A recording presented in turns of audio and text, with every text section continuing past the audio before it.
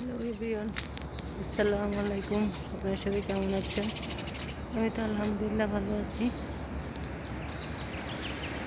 তো এই ফ্লাওয়ারগুলো অনেক সুন্দর। গাছটা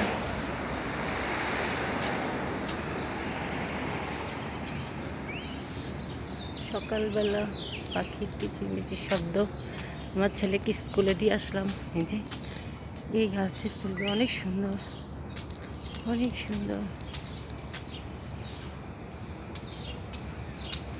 সকালবেলা এরকম ফুল দেখে মনটা একটু ভালো হয়ে গেল। সুবহানাল্লাহ, আল্লাহর কি কুদরত। আল্লাহ কত সুন্দর। ওনার প্রকৃতি যদি এত সুন্দর হয়, তিনি কত সুন্দর হবে। সুবহানাল্লাহ।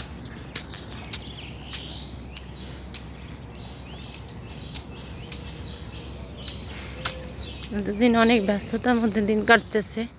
আমার ছেলেকে কালকে স্কুল দিয়ে নেই, আমার একটা ট্রেনিং ছিল, ওই দিকে গেলাম, এই জন্য ওকে আর স্কুলে দেই নাই। নেওয়ার জন্য